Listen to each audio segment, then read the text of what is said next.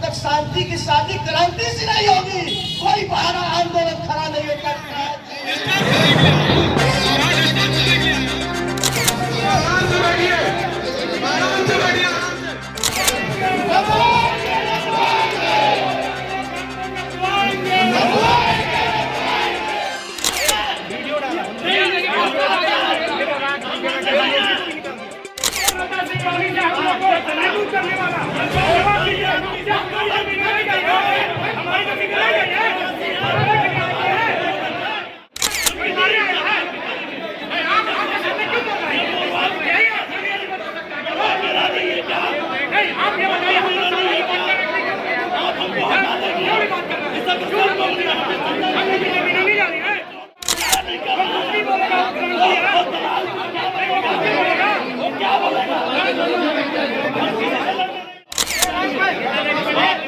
कर रहे हैं सीएम की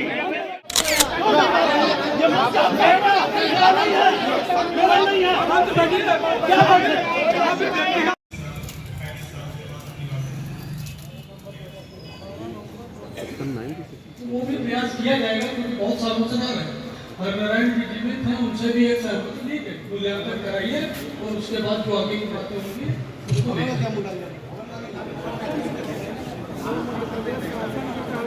बड़ी अच्छी बात है। इसी सौहार्द के लिए मोरवा पूरे मध्य प्रदेश में जाना जाता है। तो एक बार सभी लोग बोलिए मोरवा एकता, मोरवा एकता। यहाँ जितने लोग बैठे हैं खाली आप बैठे बैठे हाथ उठाइएगा। यहाँ इस धरती पे जन्म किसने लिया? सभी ने नहीं, जिसने यहाँ पे जन्म लिया है सिर्फ वही हाथ उठाएंगे। और यह कर्म भूमि किसकी किसकी है? और हमको लगता है जन्मभूमि और कर्म भूमि के बाद कोई भूमि बचती नहीं है, उसके बाद सिर्फ चट्टा भूमि बचती है। तो आज बड़े अफसोस की बात है कि भारत का यह ऐसा जिला है जहां 32% बिजली और 38% कोयला उत्पन्न होता है। डिस्टर्ब करने के लिए आए हैं, डिस्टर्ब करने के लिए आए हैं, यहाँ डिस्टर्ब करने के लिए आए हैं, डिस्टर्ब करने के लिए आए हैं, यहाँ डिस्टर्ब करने के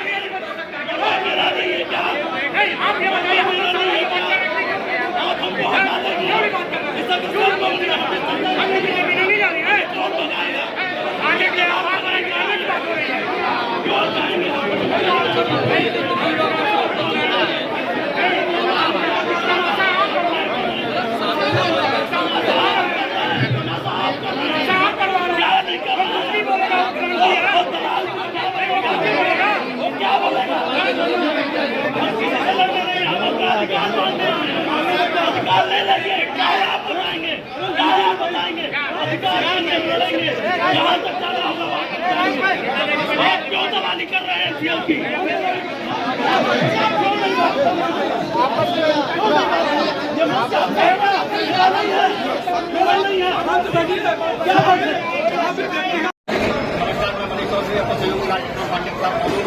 आज जैसा कि आप लोग जानते हैं यहाँ एक आम जनसभा आयोजित की गई थी अग्रवाल धर्मशाला में, जहाँ उस बातों को लेकर दो पक्षों में तो की स्थिति उत्पन्न हो गई थी। लोग जो कॉलेज पुनर्वास मंच के यहाँ मौजूद थे उनके द्वारा उनको सवाल किया गया, जिसके बाद गहमा गहमी का माहौल हो गया। जानना चाह रहे पुनर्वास मंच के राजेश जी से कि क्या कुछ मामला था, क्यों यहाँ बातचीत। राजेश जी क्या हुआ? मैं आपके माध्यम से बताना चाहता हूं कि मोरवा शहर जो हमारा सौहार्द के नाम से हमेशा पूरे प्रदेश में जाना जाता था, हमारे बड़े दुख की बात है चंद मोरवा के दलालों के द्वारा इस मोरवा का सौहार्द खत्म किया जा रहा है। मैं इस मोरवा की धरती पे जन्म लिया हूं और मैंने इस मिट्टी का कर्ज खाया है, तो मेरी ये जवाबदेही है, इस जनता के प्रति जवाबदेही है कि उन्हें उनका पूरा हक मिले। एनसीएल एक कारपोरेशन संस्था है, वह सरकारी कारपोरेशन संस्था है और उसके बावजूद वह हमारे साथ जिस दमन नीतियों का प्रयास कर रही है, हम वह होने नहीं देंगे। सिंगरौली विस्थापन मंच के माध्यम से एनसीएल की सारी कमियों को जनता के बीच में बहुत ही सजा के बताया जा रहा है, जो गलत है। हम लोगों ने यहाँ आम आदमी का कहीं न कहीं अखबारों में पढ़ा और हम चले आए कि लगता है एनसीएल के कुछ लोग आएंगे और विस्थापन की बात करेंगे, लेकिन यहाँ मंच सजाकर विरोध की बात नहीं की जा रही है, एनसीएल के पक्ष में बात की जा रही है। एनसीएल ने कुछ भी ऑथेंटिक इन्हें दिया नहीं है, जो भी कागज दिया उसमें नीचे लिख दिया है कि यह एक्ट हमारी मर्जी से बदला जा सकता है। तो जब बदला जाएगा, तो जब हमें कुछ लिखित मिल ही नहीं रहा है, तो हमारे भवन का, हमारी जमीन का हमें क्या मूल्य देंगे, हम यही मांग रहे हैं। और यही प्रश्न हमने इस मंच से किया, तो यह हमारे ऊपर भड़क गए। हमने कहा 10 नंबर वार्ड में जो 300 परिवार आज पिछले 10 वर्षों से पीड़ित बैठा हुआ है, तो आप उनके लिए क्या कह रहे हैं? तो इन्होंने कहा नहीं, वो जिम्मा हम नहीं लिए हैं, तो यह जिम्मा सिर्फ अपने अपने घरों का लिए हैं। तो फिर ये मंच सजा क्यों है? यह मंच जनता का मंच है, हम इस मंच के सदस्य हैं और हमें हमारी बातों को दबाया जा रहा है। कुछ चंद सिंगरौली के नामचीन गुंडों और गुर्गों के द्वारा हमें धमकी दी जा रही है कि हम माफिया हैं, हम व्यापारी नहीं हैं। तो यह तो सिंगरौली की जनता जानती है। हमारा व्यापार बड़ा है तो उसमें मेरा दोष क्या है? हम अगर उस व्यापार से 300 लोगों का परिवार पालते हैं तो उसमें मेरा दोष क्या है?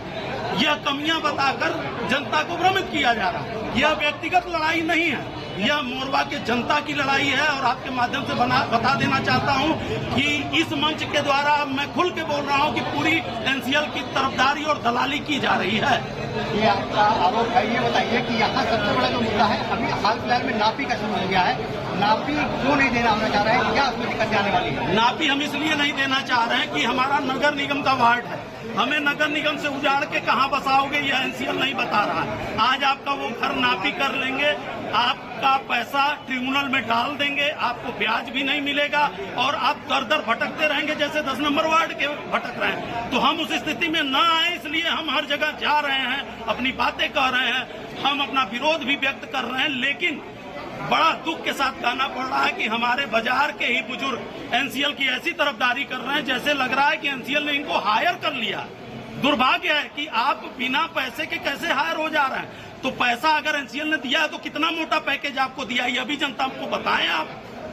चलिए ये बताइए कि काका ग्रुप के लोग आके रुके हुए हैं, करीब 42 लोगों की टीम आके रुकी है, पीछे आप लोग वहाँ से उनसे मुलाकात करके भी आए थे। अब आपका क्या रुख है कि सिंगरौली मोरवा में आप नापी होने देंगे कि नहीं? अभी एनसीएल तैयार नहीं है कि एनसीएल का अभी बजट बन रहा है, अभी पैसा भी अप्रूव होके नहीं आया है, अभी जगह भी सुनिश्चित नहीं की गई है, फिर इनके द्वारा जबरन नापी की धमकी दी जा रही है, तो यह तो गलत है। हम इसका पुरजोर तरीके से विरोध करते हैं। हमारा सिंगरौली पुनर्स्थापन मंच भी इसका विरोध करता है और सिंगरौली विस्थापन मंच के इस मंशा को हम पूरा होने नहीं देंगे। इसके लिए हमें धरना करना पड़े, हमें हेडक्वार्टर घेरना पड़े, हम पूरी तरह से तैयार हैं और घेराव के लिए हम उन्हें चिट्ठी देंगे, हम 15-20 दिन का उनको अल्टीमेशन देंगे। अगर हमारी बातें नहीं मानी जाती है तो जैसे मंच यहाँ खड़ा था, हम एनसीएल हेडक्वार्टर के सामने धरना देंगे और एनसीएल से पूछेंगे। मैंने उनको कोई काम करने को मिला नहीं। यहाँ तक की स्थिति ये हो गई कि यहाँ पर सीएमडी बदल गए, कलेक्टर बदल गए, वहाँ पे कोयला मंत्री बदल गए। इस तरीके से अभी ये इस्टेब्लिश हुआ है मंत्री वगैरह जो एस्टेब्लिश हुए हैं वो अभी हुए हैं। उनको लोकसभा चुनाव के बाद 4 जून को हुआ है और 5 जुलाई तक वो लोग थोड़ा एस्टेब्लिश हुए हैं। उसके बाद इन मुद्दों पर वो लोग बात करेंगे। उनके बात करने के लिए हम लोगों का जब आग्रह रहेगा जब मिनिस्ट्री से वो चीज़ें फाइनल हो जाएंगी। और हम लोग ये चाहते हैं कि मिनिस्ट्री में जाने के पहले, अप्रूवल के पहले, मिनिस्ट्री में जब चली जाएगी और फाइनल हो जाएगी तब तो हम कुछ नहीं कर सकते। तो एनसीएल भी चाहता है, जिला प्रशासन भी चाहता है और सरकार के प्रतिनिधि भी चाहते हैं कि पहले जिन मुद्दों पर यहाँ पर सहमति बन सकती है और जो ज़्यादा से ज़्यादा लाभ दिलाने का आप प्रयास कर सकते हैं या लोगों की जानकारी आप दे सकते हैं कि इनको ये समस्याएं आ रही हैं, तो उसके अनुसार वो अपना प्रोजेक्ट रिपोर्ट तैयार करेंगे। और उस प्रोजेक्ट रिपोर्ट को तैयार करके जब वो मिनिस्ट्री भेजेंगे, उसके बीच में हो सकता है कि हमारे सांसद महोदय भी आएँ, हमारे सांसद लोगों का प्रतिनिधिमंडल भी आए, पहला बोर्ड के लोग भी आए, बहुत सारी। अभी कोई आसान तो है नहीं कि इतना बड़ा विस्थापन है तो सामान्य रूप से हो जाएगा। तो हम लोगों का भी ये है कि प्रपोजल भी हम लोग ऐसा तैयार कराएं जिसमें लोगों को ज़्यादा से ज़्यादा लाभ मिल सके और उन लोगों को भी जो प्रतिनिधिमंडल आएगा, जो सांसदों का प्रतिनिधिमंडल आए या व्यक्तिगत रूप से सीधी सिंगरौली के सांसद जी आए, तो हम लोग सब मिलके उनको भी आग्रह करेंगे कि इन मुद्दों पे हमको सहमति मिल गई है और ये मुद्दे हैं जो आपको कोल इंडिया स्तर पर या भारत सरकार के स्तर पर या मध्य प्रदेश स्तर पर ये आप लोगों को सॉल्व कराने हैं। इनको सॉल्व करा के आप जनता का सहयोग कीजिए। तो ये इसलिए अभी उसके ऊपर कि एनसीएल का पूरा फॉर्मेट ही नहीं तैयार है ना। एनसीएल को अभी तो पहले लोगों की भावना मालूम होनी चाहिए और नापी करने के बाद, नापी और सर्वे करने के बाद उनके पास सीधे सीधे आंकड़े आएंगे। अभी मान रहे हैं कि 10,000 लोग भूस्वामी हैं, हम बोलते हैं 10,000 की जगह 10,200 निकलेंगे तो आंकड़ा अलग होगा। प्रभावित परिवार हैं उसका कोई आंकड़ा नहीं है क्योंकि सब लोगों ने कोई शॉप का रजिस्ट्रेशन नहीं कराया हुआ है। जो लोग फुटपाथ पे बैठने आते हैं उनका कहीं कुछ नहीं है। तो ये सब सोशल सर्वे की चीज़ें हैं और जब तक सोशल सर्वे पूरा नहीं होगा और भौतिक सत्यापन लोगों का, वार्ड का, किनके कैसे मकान है, किस स्तर के मकान है, उनका जब तक नहीं होगा तो आकलन कैसे करेंगे वो लोग अपने बजट बनाने का कि हमको क्या चीज़ रखना है।